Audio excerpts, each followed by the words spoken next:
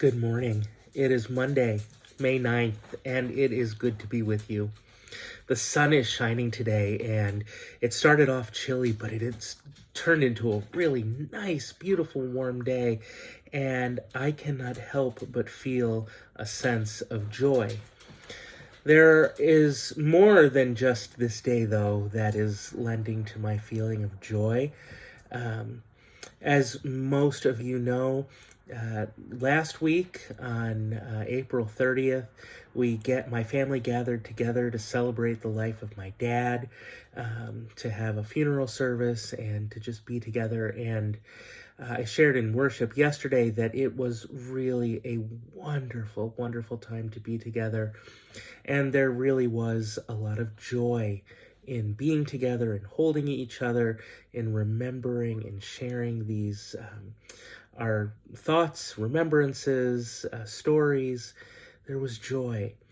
And then yesterday in worship, we had a baptism.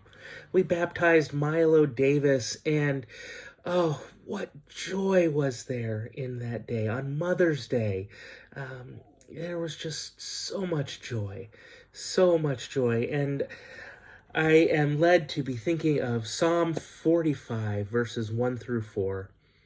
My heart is stirring with a noble song. Let me recite what I have fashioned for the King. My tongue shall be the pen of a skilled writer. You are the fairest of men. Grace blows from your lips because God has blessed you forever. Strap your sword upon your thigh, O mighty warrior, in your pride and in your majesty. Ride out and conquer in the cause of truth and for the sake of justice. Columba of Iona lived from 521 to 597. He was an Irish prince who chose the monastic life.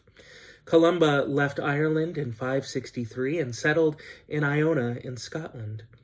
He was said to be a large man with a big, resonant, singing voice. He was also an excellent scribe and illuminator of manuscripts. A much-loved abbot, he had a missionary zeal and great prophetic insight. His faithfulness to the Celtic tradition fueled the spread of vital Christianity through Britain and beyond, as he planted monastic communities to be hubs of prayer and mission, modeling a radical life of discipleship. And he once wrote and said, "Joy is the echo of God's life in us." Joy is the echo of God's life in us. How true is that? That when we feel and experience joy, that is God's life echoing through our very being. And it is on days like today when the sun is shining, when doesn't look like there are any clouds in the sky. The joy of God's life is just echoing through us. And I hope and pray that you experience just a small portion of that joy today. I'd like to offer a prayer for us as we begin our week. Surprise us with your joy, O Lord, and let it resound in all we do. Amen. Well, friends, I hope you have a great day. Take care, take joy, and I'll see you soon.